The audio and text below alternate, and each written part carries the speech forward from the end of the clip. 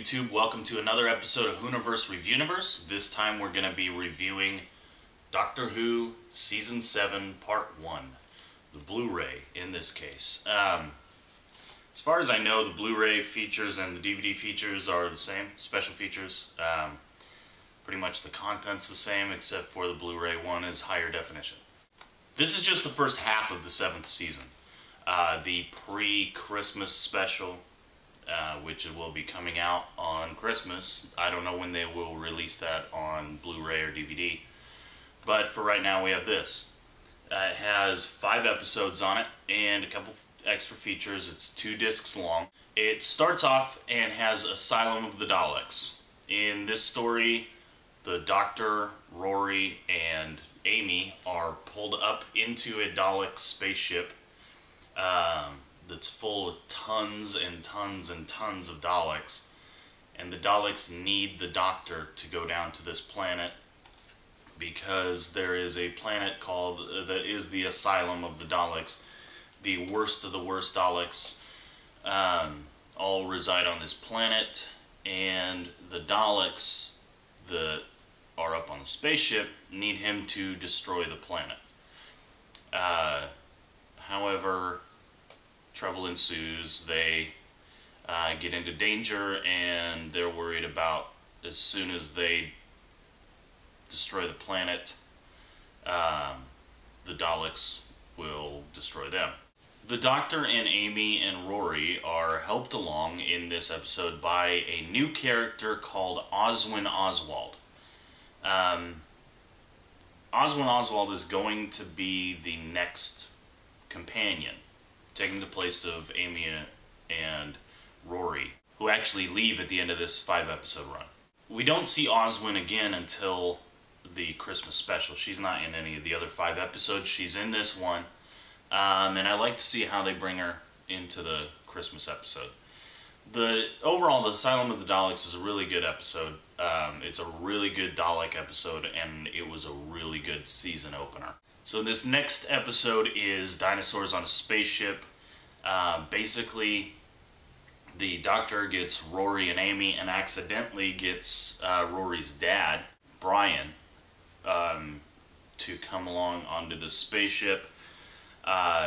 He also brings along Queen Nefertiti and a guy who is kind of like an Indiana Jones crossed with Teddy Roosevelt. He's a British big game hunter kind of guy named John Riddell. So the Doctor gets a call that says that the spaceship is going to crash into Earth in 6 hours in the year 2637, I think it is. This agency is going to blow it up with missiles unless the Doctor can save it first. So they get on board, and they are looking around. They find out there are dinosaurs on the spaceship, and that there's no other real life that they're finding. They're wondering, there's nobody to pilot the spaceship. Not going to really go much further into detail than that, other than it's kind of a Silurian story. That's all I'll say. Overall, it's a pretty good story. I know my kids really like this one because of the dinosaurs in it. It's a weird one though, because if you watch the episode, I'm not going to really go in because I don't want to ruin it for anybody. But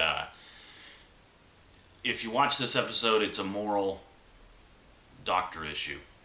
There is an issue in the episode that deals with the Doctor's morality, and I think it's a really good one. Next, we have a town called Mercy, which is a Western episode, which we also had with William Hartnell and the Gunslingers.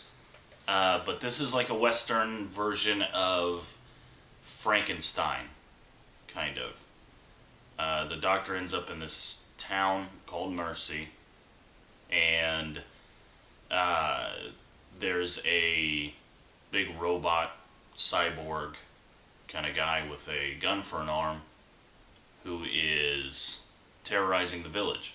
Then we have the Power of 3. The Power of 3 is all these little cubes about this big, black cubes, end up landing all over and everybody picks them up, and they're all on the news, and nobody knows what they are, and nobody can find out what they are. And Rory's dad is back in this episode, and he's so committed to the doctor on this that he has 24/7 a couple cubes in front of him, and he's studying them for the doctor. Nothing seems to be happening. Months go by, and they end up all at the same time activating, and kind of like turns out that they're recording the planet for an invasion. Now, a lot of people did not like this story simply because the plot at the end of the story has a really quick and easy, and it sometimes doesn't feel like it's thought through on the conclusion, how it ends. It's just kind of like, oh, okay, we'll just fix it, and it's done. I'm not really going to go into detail again. I don't want to ruin it. But I liked this episode because I didn't focus on the plot. This episode is mainly for character building. This is our next to last episode with Rory and Amy with the doctor, and it's kind of like a one last goodbye before their last episode. I looked at it that way. It was a really good character building and kind of like bonding with the characters episode, and that's the way I see it. The plot did have kind of a rushed, not well thought through conclusion, but overall I thought it was a good story. Last but not least, we have The Angels Take Manhattan, and that pretty much says it all. Rory and Amy and the doctor find a big hotel building that is run by angels, and it's where they trap people to, and they keep them there forever. They just keep sending them back in time, Nobody can ever leave. And it's the final appearance of Rory and Amy. This is a really good episode. The story is hard to get into without ruining anything, but I really like the way that Amy and Rory end up leaving. It's not rushed, it's not like a just get rid of them kind of thing, and it's not a leaving like Adric thing.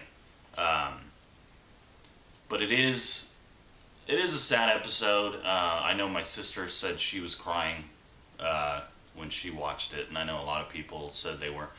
But I think it's a really good episode. It's a really good goodbye, and it's a really good first half of the season closer. Now for the special features. This does not really have special features in huge depth. It has one big one and a whole bunch of little ones. Let's go over the big one. The big one is Science of Doctor Who. This was a special that was aired on BBC.